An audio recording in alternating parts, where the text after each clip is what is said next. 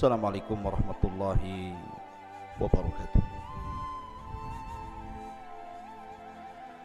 Alhamdulillah wassalatu wassalamu ala Rasulillah wa ala alihi wa sahbihi wa mawalah wa la hawla wa la quwata illa billahi wa ba'du.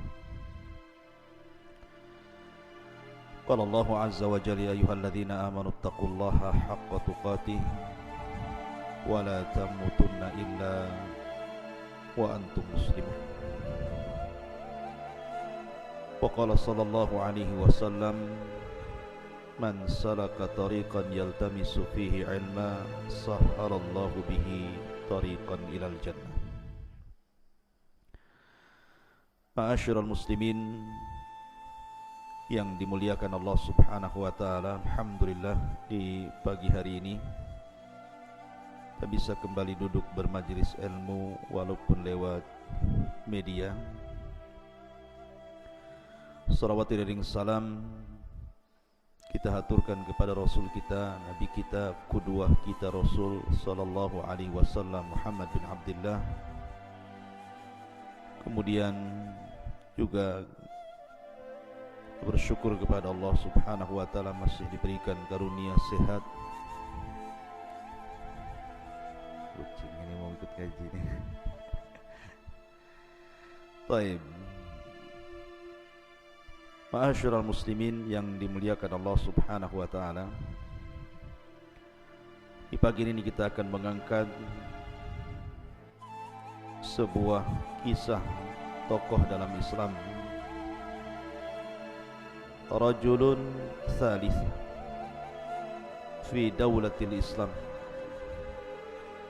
Seorang laki-laki, orang nomor 3 di dalam kepemimpinan Islam.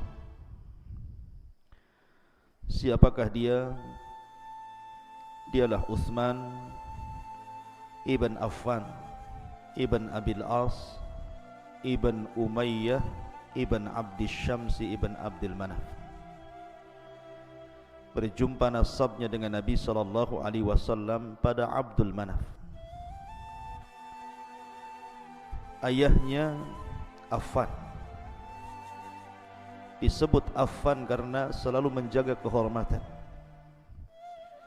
Maka tentu sifat baik orang tua juga akan turun kepada anaknya. Utsman ibn Affan yang mewarisi akhlak ayahnya Affan.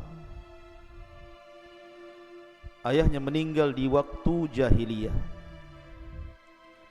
Adapun ibundanya hidup bahkan sampai beliau menjadi khalifatul Islam yang ketiga setelah Abu Bakar Siddiq radhiyallahu anhu.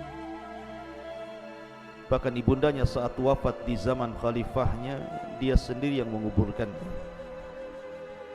Dialah Utsman ibn Affan radhiyallahu anhu. Kalau bicara tentang sifat malu, maka dialah orangnya. Kalau bicara soal karam, bagaimana dermawannya, maka dialah orangnya. Kalau soal bicara keberanian, dia pula orangnya. Soal akhlak yang baik, maka Utsmanlah orangnya. Manusia yang sangat dicintai di zaman jahiliyah dan juga di saat Islam. Karena sedikit sekali orang-orang kaya yang dicintai oleh orang-orang Quraisy, kecuali karena kedermawanan dan akhlaknya yang baik. Itulah Utsman ibn Affan radhiyallahu anhu. Ketika Ali radhiyallahu anhu menjadi khalifah, datang seorang laki-laki bertanya kepada Ali radhiyallahu anhu tentang Utsman. Maka Ali radhiyallahu anhu mengatakan, dua putri Nabi sallallahu alaihi wasallam kecuali Utsman. Ya, ada mungkin seseorang yang menikahi putri Nabi, tapi dua putri Nabi dinikahi sekaligus, tidak ada kecuali Utsman ibn Affan radhiyallahu anhu. Bahkan ketika istri-istri Utsman, nur yang pertama adalah Al-Quran, karena Utsman sangat mencintai Al-Quran dan Al-Quranlah cahaya. Dan yang kedua salat, karena as-salatu nur, salat itu cahaya. dan Utsman menggabungkan Al-Quran dalam salat. Bahkan pernah dalam satu rakaat witir Utsman menghatamkan Al-Quran dalam satu malam. Bahkan Utsman mengatakan, "Lau tahurat qulubukum ma sabitu min kalami rabbikum." Kalau seandainya bersih hati-hati kalian, tentu kalian tidak akan kenyang untuk membaca Al-Quran kalam Rabb kalian. Ma'asyiral muslimin yang dimuliakan Allah Azza wa Jalla, maka di pagi hari ini kita akan mengenal biografi seorang yang sangat istimewa dalam Al-Quran, dalam Islam. Dialah Utsman ibn Affan dari Bani Umayyah. Ma'asyiral muslimin yang dimuliakan Allah Subhanahu wa taala, Utsman ibn Affan radhiyallahu an memiliki sifat-sifat fisik yang luar biasa. Abyadul laun, orangnya putih. Marbu'ul qamah, orangnya kekar. Laisa bittawili wal qasir, dia tidak terlalu tinggi, tidak juga terlalu pendek. Hasanul wajhi, wajahnya sangat bersih. Jamilul mangdar, dipandangnya sangat sedap. Tawilul anfi, hidungnya mancung. Hasanus sya'ri, rambutnya indah. Aridul mangkibaihi, dadanya bidang. Azimu saqaini, dan memiliki betis yang sangat besar. Artinya Utsman memiliki badan yang sangat gagah sekali. Itu sifat-sifat badannya. Dan Utsman ibn Affan radhiyallahu an di zaman jahiliyah tidak pernah menyembah berhala, termasuk Hanafiyatus Samha. Tidak pernah mengenal berhala-berhala, bahkan tidak pernah minum khamr, bahkan tidak pernah berzina. Bahkan dicintai Quraisy karena kedermawanannya dan juga karena kebaikan akhlaknya. Wajar ketika perjanjian Hudaybiyah, Nabi SAW ingin mengutus Umar bin Khattab radhiyallahu an untuk mencari perdamaian kepada orang-orang Quraisy. Tetapi Umar bin Khattab menyarankan kepada Rasul agar jangan mengutus dirinya. Kata Umar, utuslah Utsman, karena Utsman dicintai orang-orang Quraisy dibandingkan diriku. Maka Nabi SAW pun kemudian mengutus Utsman ibn Affan radhiyallahu an. Dan itu merupakan rekomendasi daripada Umar. Umar, siapa Umar? Kita sudah tahu Umar. Tapi Umar justru merekomendasikan Utsman untuk diutus Nabi SAW dalam perjanjian Hudaybiyah. Ma'asyiral muslimin yang dimuliakan Allah Azza wa Jalla, Utsman lahir setelah tragedi perang gajah Ashabul Fil. Ada yang mengatakan 60 hari setelahnya. Artinya bahwa Utsman ibn Affan radhiyallahu an berbeda usianya dengan Nabi SAW hanya 6 tahun. Artinya lebih muda dibandingkan Nabi SAW. Dan Utsman ibn Affan radhiyallahu an dikenal sejak zaman jahiliyah, baik orang-orang jahiliyah ataupun dalam Islam, karena ketokohannya. Ma'asyiral muslimin yang dimuliakan Allah Subhanahu wa taala, Allah berikan karunia harta yang cukup banyak, dan dia piawai dalam berniaga, sehingga dia termasuk orang-orang kaya di zaman jahiliyah dan setelah Islam, dan kekayaannya sangat bermanfaat bagi kaum muslimin. Ketika di permulaan Islam, Nabi SAW mulai menampakkan dakwahnya. Ketika itu Abu Bakar Siddiq radhiyallahu an adalah orang yang pertama masuk Islam dari kalangan orang dewasa. Kemudian Ali radhiyallahu an masuk Islam dari kalangan anak-anak. Kemudian Zaid ibn Harithah masuk Islam dari kalangan budak. Dan Khadijah masuk Islam dari kalangan wanita-wanita yang mulia di zaman itu. Lah Utsman orang yang keempat setelah Abu Bakar, Ali dan juga Zaid. Ketika Utsman ibn Affan radhiyallahu an melirik salah satu putri Nabi SAW, Ruqayyah, ada keinginan untuk melamarnya. Akan tetapi tiba-tiba kemudian datang putranya Abi Lahab, Utbah ibn Abi Lahab, kemudian melamar Ruqayyah, dan Nabi SAW menerima lamarannya, dan ini sebelum Nabi diangkat menjadi Nabi dan Rasul. Fahazina Utsman, maka Utsman pun sedih karena Ruqayyah keburu dipinang oleh putra Abu Lahab, Utbah bin Abi Lahab. Maka berjalannya waktu, sampai akhirnya Nabi SAW diangkat menjadi Nabi dan Rasul. Kemudian datanglah Bibi Utsman ibn Affan radhiyallahu an. Ketika itu Utsman berada di rumahnya dan mengatakan, "Ya Utsman, ala sami'ta? Tidakkah kau mendengar bahwa di Quraisy ini ada seorang nabi yang baru muncul mendakwahkan dakwah tauhid dan juga menjauhkan manusia dari sembahan berhala?" Maka Utsman pun kemudian mendengarkan apa yang dikatakan bibinya. Keluarlah Utsman pada suatu waktu. Ketika itu Abu Jahal berjumpa dengan Abu Bakar Siddiq radhiyallahu an. Kemudian mengatakan, "Ya Abu Bakrin, kenapa kau tidak bermajlis lagi dengan kami?" Tapi Abu Bakar Siddiq mengatakan, "Saya tidak suka bermajlis dengan anda." Ketika pembicaraan itu datanglah Utsman ibn Affan radhiyallahu an.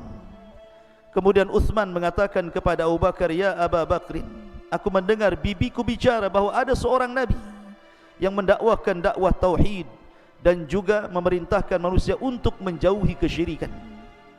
Maka Abu Bakar Siddiq radhiyallahu an mengatakan, "Ya Utsman, kalau engkau mau berjalanlah bersama saya walaupun sebentar." Maka berjalanlah Utsman bersama Abu Bakar Siddiq radhiyallahu an dan mengatakan, "Ya Utsman, anta rajulun aqil." Engkau seorang laki-laki yang berakal.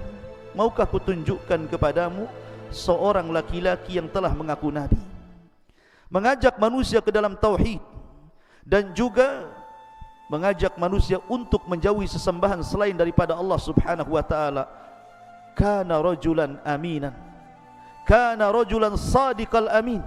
Orang ini adalah orang yang paling jujur lagi amanah. Kemudian Utsman mengatakan, "Siapa dia?"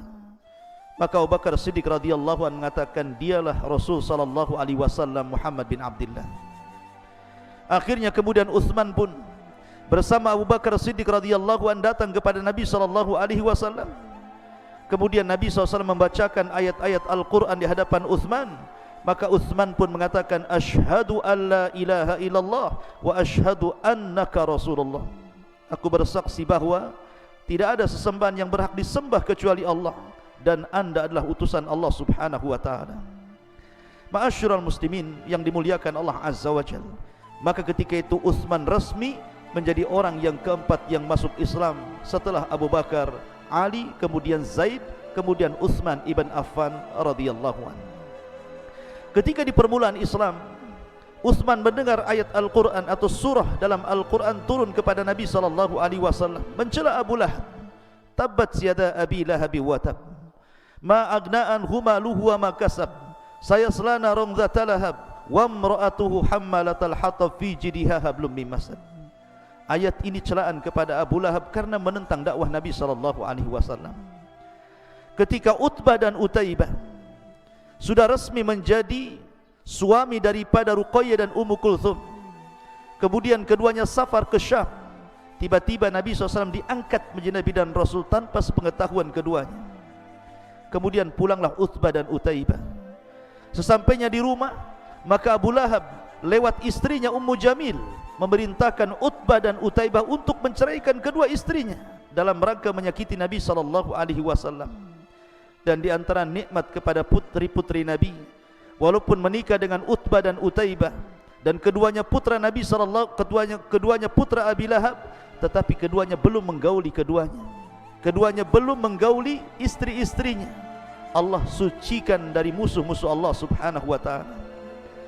Mendengar bahwa Utbah menceraikan Ruqayyah, dan dahulu Utsman sangat suka dengan Ruqayyah karena bagaimanapun saat itu belum ada hayat hijab, sehingga Utsman bisa melihat paras wajah cantik Ruqayyah bintu Rasulullah sallallahu alaihi wasallam. Maka ketika dia sudah tahu bahwa Ruqayyah sudah bercerai dan sudah menjadi janda daripada Utbah, maka dia datang kepada Nabi sallallahu alaihi wasallam melamar Ruqayyah dan Rasul menerimanya. Maka terjadilah pernikahan antara Ruqayyah dan Utsman ibn Affan radhiyallahu an. Pernikahan yang dipuji seluruh orang-orang, sampai-sampai kemudian banyak orang yang melantunkan syair bagi keduanya. Sebagaimana orang-orang Arab mengatakan, ahsanu zaujaini indal insan Utsman wa Ruqayyah. Sebaik-baik pernikahan adalah Utsman dan juga Ruqayyah. Sampai-sampai Nabi SAW mengatakan kepada Ruqayyah, ya Ruqayyah, ahsini bi Abi Abdillah. Wahai Ruqayyah, perbaikilah pergaulanmu dengan Abi Abdillah. Abi Abdillah kunyah daripada Utsman bin Affan. Fa innahu, karena sesungguhnya Utsman adalah orang yang paling dekat akhlaknya dengan diriku. Ma'asyiral muslimin yang dimuliakan Allah Azza wa Jalla. Tetapi sebagaimana layaknya sahabat-sahabat yang lainnya, di permulaan dakwah banyak ujian dan cobaan bagi Utsman ibn Affan radhiyallahu anhu. Dia pernah diikat oleh pamannya karena keislamannya, diikat dalam sebuah pohon. Kemudian dibakarkan di dekatnya api unggun yang sangat panas. Kemudian pamannya mengatakan, utruk dina Muhammad, tinggalkan agama Muhammad, tinggalkan agama Muhammad, dan saya tidak akan meninggalkan kamu dekat perapian ini. Bayangkan, Utsman sudah kepanasan, hampir dia pingsan. Tapi Utsman mengatakan, wallahi ma atruku dina Muhammadin sallallahu alaihi wasallam, saya tidak mungkin meninggalkan agama Muhammad. Karena teguhnya Utsman ibn Affan terhadap syariat Islam, akhirnya kemudian pamannya meninggalkan Utsman ibn Affan radhiyallahu anhu. Maka setiap hari Utsman mendapatkan tekanan, dan juga sahabat-sahabat yang lainnya. Akhirnya kemudian Utsman meminta izin kepada Nabi SAW untuk hijrah, dan dialah keluarga pertama yang hijrah dalam Islam ke Habasyah. Bahkan 2 kali hijrah ke Habasyah, baru kemudian ketiga kalinya ke Madinah. Ma'asyiral muslimin yang dimuliakan Allah, dari sini Allah Subhanahu wa taala firmankan, qul ya ibadiyalladzina amanu taqu rabbakum lilladzina ahsanu fi hadhihi dunya hasanah wa ardullahi wasi'ah innama yuwaffas sabiruna ajrahum bighairi hisab. Katakanlah ya Muhammad, hai hamba-hambaku yang beriman, bertakwalah kepada Tuhanmu. Orang-orang yang berbuat baik di dunia ini akan memperoleh kebaikan, dan bumi Allah ini luas. Sesungguhnya hanya orang-orang yang bersabar yang akan dicukupkan pahalanya tanpa batas. Itulah Utsman ibn Affan, keluarga pertama yang hijrah dari negeri Mekah menuju Habasyah. Perjalanan yang melelahkan. Bagaimanapun Mekah dan Habasyah itu bukan jarak tempuh yang dekat. Berbulan-bulan harus berjalan, melewati padang pasir, gurun sahaya, lembah, gunung, lautan, sampai akhirnya sampai di Habasyah. Karena Nabi SAW memilih Habasyah karena Rasul tahu bahwa raja di Habasyah malikun lam yadlim ahada, seorang raja yang tidak mungkin zalim kepada rakyatnya. Dialah Ashamah ibn Afjur yang belakangan masuk Islam, tapi rakyat Habasyah tidak ada yang masuk Islam. Sampai kematiannya Nabi SAW kemudian mensalat gaibkan dengan para sahabat-sahabat yang lainnya di Madinah.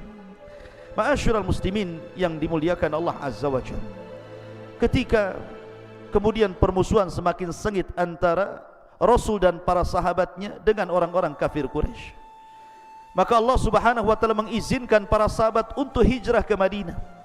Yang sebelumnya Nabi SAW sudah mengutus Mus'ab ibn Umair dan juga Abdullah ibn Umi Maktum untuk berdakwah di kota Madinah. Dan karena jasa Mus'ab ibn Umair lah 2 tokoh Madinah masuk Islam, Sa'd bin Rabi dan Sa'd bin Ubadah. Dengan sebab keduanya masuk Islam, maka 2 kabilah masuk Islam, Khazraj dan Aus, yang belakangan disebut Ansar. Ketika melihat bahwa Madinah sudah cocok menjadi negeri hijrah, maka Nabi SAW merintahkan sahabatnya untuk hijrah ke kota Madinah. Maka rombongan demi rombongan berangkat demi menyelamatkan agama mereka. Bagaimanapun mereka disiksa bukan karena mereka melakukan kezaliman, tapi mereka hanya menyembah Allah Subhanahu wa taala. Wa ma naqamu minhum illa an yu'minu billahil azizil hamid. Tidaklah mereka disiksa kecuali karena mereka menyebut Rabb kami Allah Subhanahu wa taala. Ma'asyiral muslimin yang dimuliakan Allah Subhanahu wa taala, maka ketika mendengar bahwa para sahabat hijrah ke kota Madinah, Utsman ketika itu ada di Habasyah, maka Utsman pun kemudian pulang menyusul para sahabatnya, hijrah yang ketiga kalinya dari Habasyah menuju Madinah. Sesampainya di kota Madinah, pada tahun kedua Hijriah, terjadilah perang Badar. Ketika terjadi perang Badar, rupanya Ruqayyah sakit akibat perjalanan yang melelahkan dari Habasyah ke kota Madinah. Sakitnya makin memarah. Ketika itu Nabi SAW sudah mempersiapkan pasukan, tetapi tidak dipaksa. Bagi yang mau ikut silahkan, yang tidak ikut pun tidak ada apa-apa. Maka berangkatlah orang-orang Ansar jauh lebih banyak daripada orang-orang Muhajirin karena solidaritas dalam Islam. Tetapi Utsman ketika bergerak untuk ikut jihad melawan orang-orang kafir Quraisy dilarang oleh Nabi SAW, karena ketika itu Ruqayyah butuh perawatan. Kata Nabi SAW, duduklah di rumah wahai Utsman, rawatlah istrimu Ruqayyah, dan engkau akan mendapatkan bagian perang Badar. Akhirnya kemudian Ruqayyah pun dirawat Utsman ibn Affan sampai Allah menangkan perang Badar. Tetapi di sini terjadi kesedihan yang luar biasa. Rupanya Ruqayyah tidak tertolong, akhirnya meninggal dunia. Nabi SAW sangat sedih karena meninggal putrinya Ruqayyah, dan Utsman jauh lebih sedih lagi karena Utsman telah meninggalkan dua keutamaan. Pertama, meninggal istri yang dicintainya, yang kedua sudah tidak jadi lagi menantu Nabi SAW. Maka setiap hari Utsman pun sedih, sampai akhirnya kemudian Nabi SAW menikahkan Utsman dengan Ruqayyah. Ketika itu terjadi peristiwa kepada Umar ibn Khattab radhiyallahu an, di mana suami daripada Hafsah bintu Umar meninggal dunia, meninggal syahid.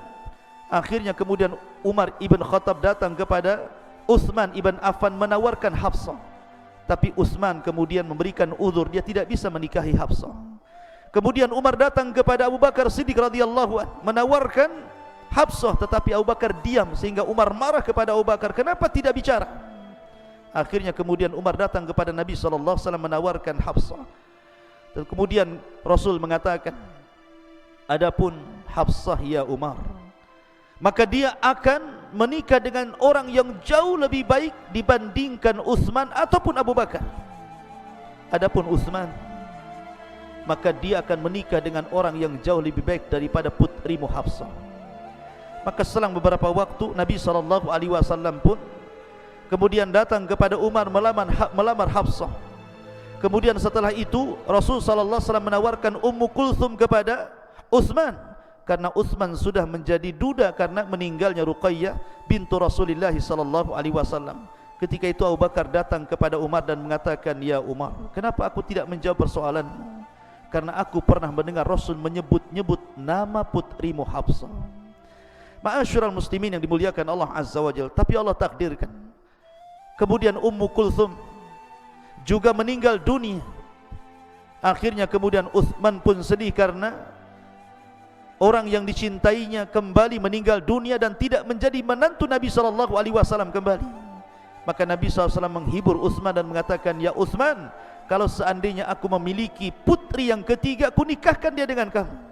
Tapi sayang, aku sudah tidak memiliki putri lagi kecuali Ruqayyah dan juga Hafsah, sementara Fatimah sudah menikah dengan Ali radhiyallahu anhu. Ma'asyiral muslimin yang dimuliakan Allah Azza wa Jalla, adapun akhlak Utsman ibn Affan radhiyallahu anhu. Utsman ibn Affan terkenal dengan perasaan malunya, dan Nabi SAW mengatakan, al-haya'u la ya'ti illa bi khairin.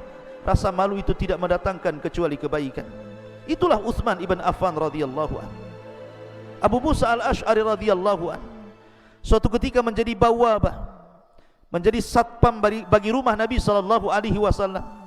Datang Abu Bakar Siddiq radhiyallahu an minta izin kepada Abi Musa untuk menemui Nabi SAW. Maka Abu Musa datang kepada Rasul dan mengatakan, ya Rasulullah, Abu Bakar ada di depan rumah. Maka Rasul mengatakan, bukakan kepada Abu Bakar, fabasyirhu bil jannah, habarkan Abu Bakar dengan surga. Kemudian setelah itu datang Umar ibn Khattab radhiyallahu an meminta izin kepada Abu Musa untuk masuk ke rumah Rasul. Maka Abu Musa datang kepada Rasul dan mengatakan, ya Rasul, Umar ada di rumah, di depan rumah anda. Maka Rasul mengatakan, bukakan pintu kepada Umar, fabasyirhu bil jannah, kasih kabar gembira dengan sorga kepada Umar. Kemudian selang beberapa waktu datang Utsman bin Affan radhiyallahu an. Kemudian Abu Musa mengatakan, ya Rasulullah, Utsman datang. Maka Rasul mengatakan, bukakan pintu untuk Utsman, fabasyirhu bil jannah fi balwa yusibu, fi balwa yusibu, kabar gembirakan kepada Utsman bahwa dia termasuk orang yang dapat sorga, tetapi dia akan mendapatkan balwa, mendapatkan ujian, mendapatkan ujian dari Allah yang sangat besar sebelum wafatnya. Ya, Abu Bakar mati wajar, Dia mandi tengah malam untuk qiyamul lail, dengan sebab itu Abu Bakar meninggal dunia karena sakitnya. Adapun Umar ketika menjadi imam subuh ditusuk oleh Abu Lulu al-Majusi. Tapi Utsman tidak demikian. Utsman akan diuji dalam kekuasaannya, sehingga Nabi SAW mengatakan, ya Utsman, innallaha sayuqammisuka qamisan, Allah akan memberikan baju kepadamu ya Utsman. Kalau ada orang yang datang hendak melepas bajumu, jangan kau lepas. Artinya bahwa kalau kekuasaanmu akan diganggu, kalau ada orang yang datang memberontak untuk melepaskan kekuasaanmu, jangan kau lepas sampai Allah takdirkan sesuatu yang baik untukmu. Ma'asyiral muslimin yang dimuliakan Allah Azza wa Jalla. Kemudian dalam hadis Aisyah radhiyallahu anha juga disebutkan, ketika Nabi SAW sedang berbaring, betisnya nampak. Abu Bakar datang, betis itu tidak ditutup. Umar datang, betis Rasul tidak ditutup. Utsman datang, tiba-tiba betis Nabi SAW ditutup.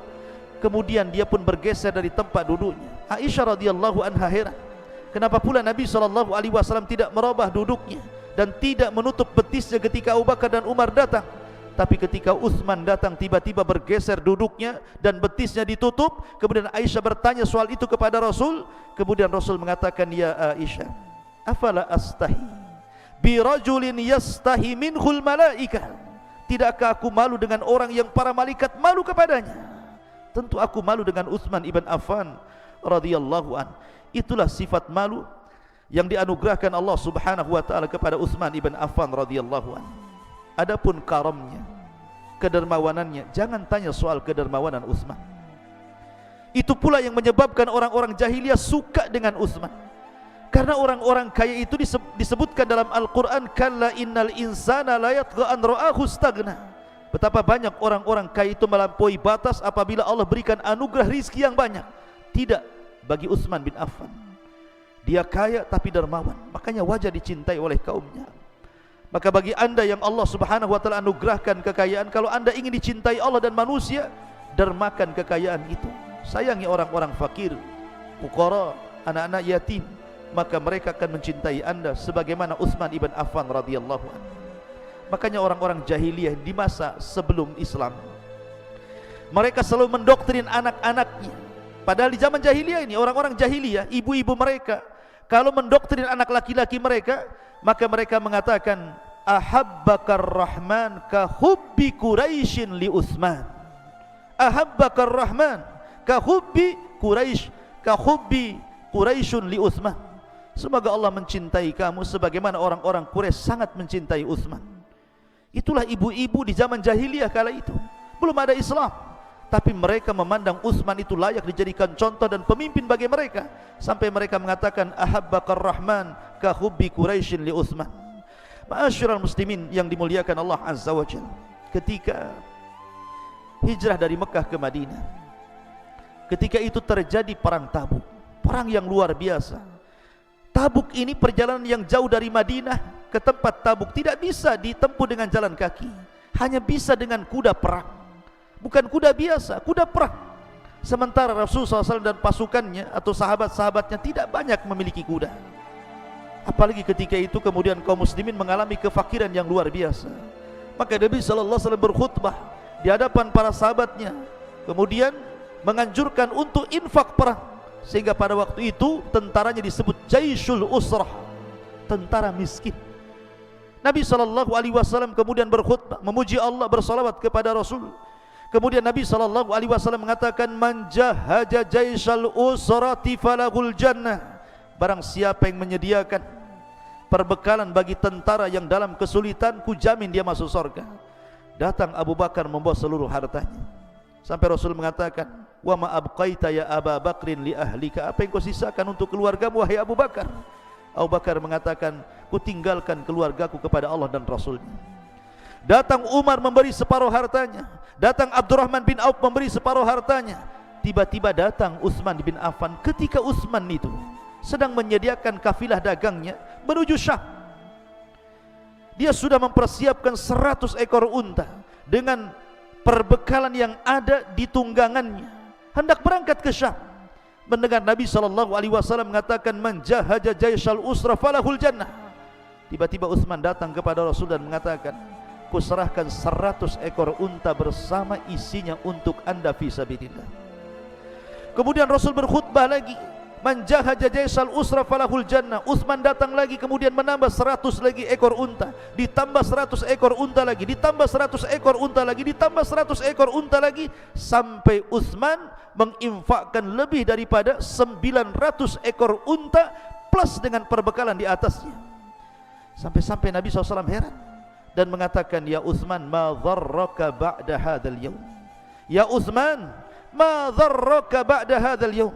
Tidak akan memadaratkan kepadamu apapun yang kau lakukan setelah hari ini. Kau infak begitu banyak sekali. Ketika kemudian perang Tabuk terjadi, kemudian dimenangkan kaum muslimin, harta kekayaan itu kembali lagi. Maka Rasul mengatakan, ya Utsman, apa yang kau telah berikan kepada kami masih utuh, masih ada, ambillah kembali. Tapi Utsman mengatakan, wallahi, saya tidak mungkin mengambil apa yang sudah aku infakkan di jalan Allah Subhanahu wa taala. Akhirnya kemudian unta-unta itu pun diserahkan kepada Allah Subhanahu wa taala. Kemudian ketika terjadi majaa', kelaparan yang luar biasa. Ketika terjadi kelaparan yang luar biasa di zaman Abu Bakar Siddiq radhiyallahu anhu, banyak binatang-binatang mati, banyak kaum muslimin yang mati kelaparan dan kehausan. Ketika itu Utsman baru datang dari kafilah dagang dari Syam, membawa kafilah dagang banyak. Maka para pembisnis Madinah ketika itu datang kepada Utsman, kemudian mengatakan, barang-barangmu serahkan kepada kami Utsman. Kau mau beri berapa keuntungan kami akan beri, tapi serahkan perdaganganmu kepada kami. Semua para pembisnis hendak menawar seluruh dagangan Utsman bin Affan radhiyallahu an. Tapi Utsman mengatakan, siapa yang hendak membeli satu barang, 1 dirham, berikan keuntungan 10 kali lipat untukku.